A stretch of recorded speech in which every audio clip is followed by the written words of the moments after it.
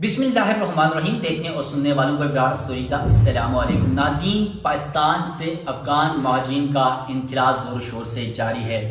افغان مہاجرین کے انخلاء کے حوالے سے سب سے بڑا پاک افغان بارڈر تورخم بارڈر جو ہے وہ کب کھلے گا، ڈپوٹیشن کا وقت کون سا ہوگا، طریقہ کار کیا ہوگا. پاک افغان حکام کی جانب میں ایک بڑی میٹنگ ہوئی ہے، بڑے فیصلے ہوئے ہیں دونوں کے درمیان، اور اس فیصلے کے بعد اس طریقہ کار کو واضح کرتے ہوئے افغان بارڈر کو کھول بھی دیا گیا ہے. اب یہ خبر کیا ہے، اس میٹنگ میں کیا طے ہوا ہے، کیا طریقہ کار ہوگا، وہ ڈیٹیل بھی اس ویلاگ میں آپ کے سامنے رکھوں گا. اس کے علاوہ افغان مہاجرین کے یا افغانیوں کے جعلی شناختی کارڈز کا جو معاملہ ہے وہ روز بروز پاکستان میں گمبھیر ہوتا جا رہا ہے، جو بار بار میں آپ کو بتا رہا ہوں. اس کی کچھ تفصیلات بھی ہیں، وہ بھی آپ کے سامنے رکھوں گا. اور پھر تیسری خبر ہے، وزیر اعلیٰ بلوچستان سرفراز بھٹی جو ہے وہ افغانیوں کو نکالنے کے لیے خود میدان میں آ گئے ہیں بلوچستان کے اندر مقیم افغانیوں کے خلاف. چوتھی خبر یہ ہے کہ بلوچستان سے افغان مہاجرین کے لیے آخری ڈیڈ لائن دی گئی ہے، اور پھر کہا گیا ہے کہ گرفتاری اور پھر جیل میں ڈالا جائے گا اور ڈپوٹیشن ہوگی، اور یہ بڑے فیصلے ہو گئے ہیں. اس کی کچھ تفصیلات ہیں، وہ بھی اس ویلاگ میں آپ کے سامنے رکھوں گا. تو ناظرین، ویڈیو کی تفصیل میں جانے سے پہلے آپ سے ریکویسٹ ہے، میرا یوٹیوب چینل ضرور سبسکرائب کیجیے گا، بیل آئیکن آپ نے ضرور دبانا ہے تاکہ افغان مہاجرین کے انخلاء ہو، یا پھر پاکستان افغانستان تعلقات ہو، پھر پاکستان کے اندر سیاسی عدالتی بدل کی صورتحال ہو، یا پھر اس وقت دنیا کی جو سچویشن ہے، جنگی صورتحال ہے، جس میں خاص طور پہ ایران امریکہ اسرائیل جنگ کی صورتحال پاکستان کے حوالے سے جو اپڈیٹس ہوں گی، یا پھر عوامی جو ایشوز ہوں گے پاکستان کے اندر، وہ وقتاً آپ ناظرین کے سامنے رکھوں گا. تو چلتے ہیں آج کی ویڈیو کی تفصیلات کی طرف. افغان مہاجرین کے انخلاء کے حوالے سے کچھ خبریں ہیں. خیبر کے علاقے لنڈی کوتن میں یعنی کچھ روز قبل یعنی 30 مارچ 2026 کو تورخم زیرو لائن پر پاکستان اور افغانستان کی سرحدی حکام کے درمیان ایک اہم فلیگ میٹنگ منعقد ہوئی، جو دوپہر 1:30 بجے سے صبح 3 بجے تک جاری رہی، یعنی 1.5 سے 2 گھنٹے یہ میٹنگ جاری رہی. اجلاس کا مقصد تورخم بارڈر کو واپسی یعنی ریپیٹیشن ہے امدرفت کے لیے کھولنے سے متعلق امور پر تفصیلی تبادلہ خیال کیا گیا. اجلاس کے دوران پاکستانی حکام نے افغان فریق پر یہ زور دیا کہ شکنڈو سے داؤد پوسٹ تک پورے علاقے کی مکمل ذمہ داری سنبھالی جائے،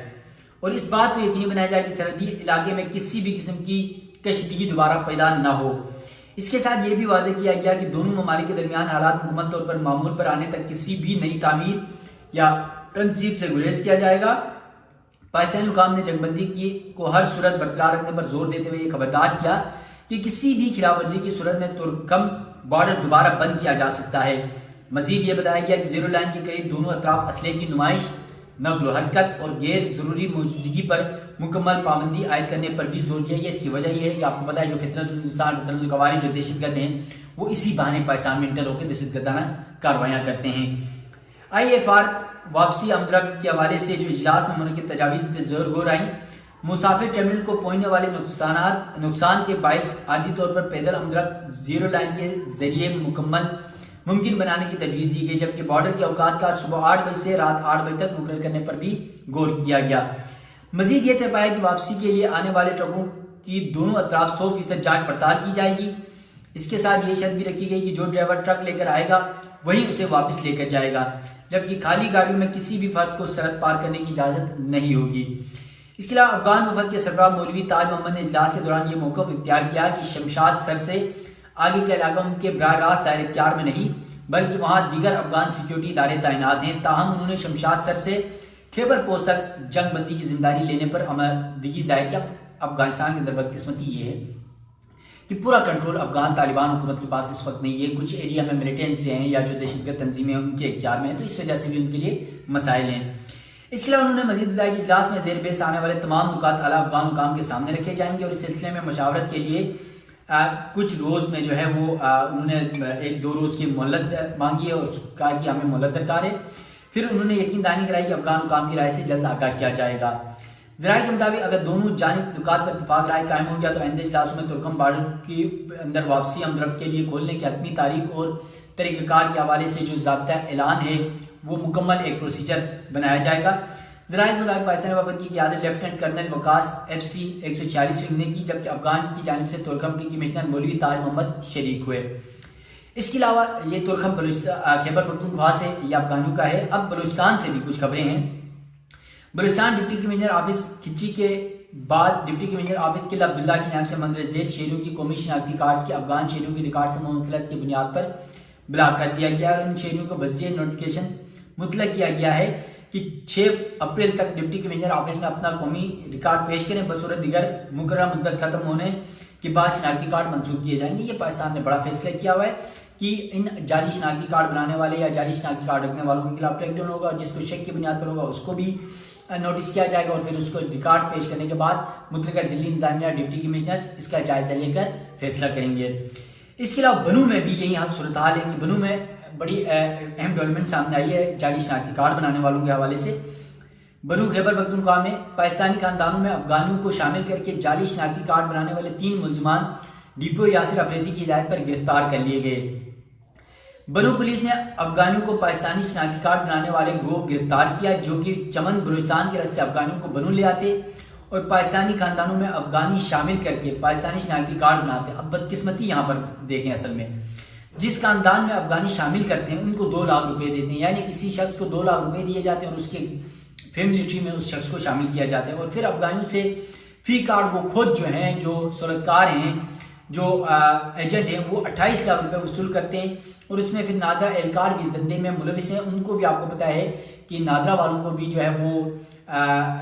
حصہ جاتا ہے یہ سرکاری اداروں میں۔ یہ سب سے بڑا مسئلہ ہے اور یہ جعلی شناختی کارڈز میں عام پبلک، ایجنٹ، سرکار، بااثر شخصیات، اداروں کے لوگ شامل ہیں۔ اب اس کے اوپر ہمارے اداروں کو متحرک ہونا ہوگا، ہماری ایجنسیوں کو متحرک ہونا ہوگا اور یقیناً یہ بنوں میں جو گرفتاریاں سامنے آئی ہیں یقیناً یہ ایک اچھی ڈیولپمنٹ ہے۔ اس کے علاوہ بلوچستان میں افغان مہاجرین کو 1 اپریل سے صوبہ چھوڑنے کی ہدایت کی گئی یعنی آج سے، اور کہا گیا ہے سیکیورٹی ذرائع کے مطابق کہ افغان حکومت نے یعنی آج سے افغانیوں کو نکال دیا گیا ہے اور 1 اپریل سے قبل بلوچستان چھوڑ دیں۔ اس فیصلے کا مقصد صوبے میں امن و امان کی صورتحال کو بہتر بنانا اور غیر قانونی طور پر قیام کرنا جو لوگ ہیں ان کا ختم کرنا ہے۔ اس کے علاوہ